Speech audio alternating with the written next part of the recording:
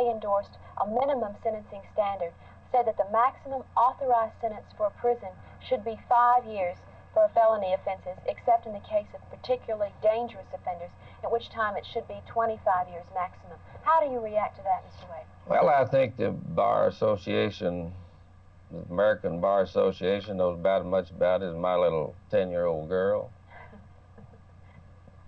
And for what reason do you say that, sir? Well, you have everybody knows the American Bar Association is made up of a big lot of corporation civil lawyers and that are really not familiar with the crime problem. They're trying to get familiar, or luckily they used to shun anybody that's in the criminal law business. They at least will speak to you and let you join the association if you're a prosecutor or a criminal lawyer now. And they're trying to get in on some of this, but they're talking about social problems. I don't think that the American Bar ought to set the penalty for crime. We have a legislature that does that in Austin, and they're elected by the people, and I think that's who ought to set it. I feel like something along the lines of the California system would probably be better. Instead of setting maximums or minimums, I think that if you have a range of penalties set by the legislature, let the judge, after a determination of guilt, assess that penalty, not less than 2 nor more than 50 years or whatever the penalty happens to be for the particular offense, and then let the Board of Pardons and Paroles, or the adult authority as it is in California, determine just when that individual is ready to be released on parole.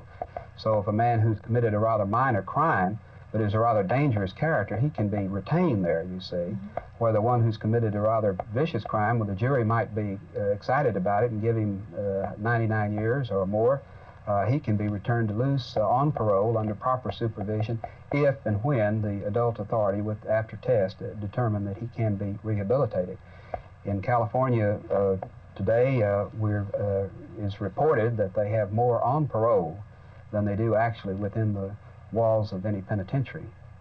You're referring really to the indeterminate sentence, and I'd favor that. California has it, and while it's been criticized recently,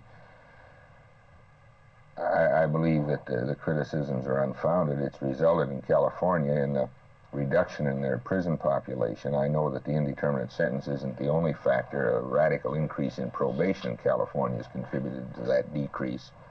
As far as correctional people having a larger voice in determining whether or not a man ought to be released, I'd favor that. I don't think that correctional people should have the sole voice in determining whether a man ought to be released, but I think they ought to have a larger voice.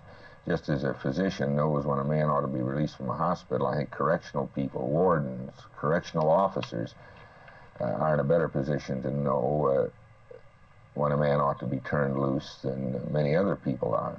I would suspect, though, that nationwide prison administrators, if they were offered the opportunity to determine when a man ought to be released, would probably back off from it. They'd hesitate to assume the responsibility. What do you think about the value of the indeterminate sentence as a correctional? Well, as you know, we have, at least the law says we have the indeterminate sentence, but we don't actually under our present system. I think this has some merit, but I don't think you ought to leave it up to Dr. Beto to say who goes out of the penitentiary and who shouldn't, because I think that he should have an influence, or at least the parole board should consider what he recommends in reference to what kind of prisoner he is and what his chances of rehabilitation are.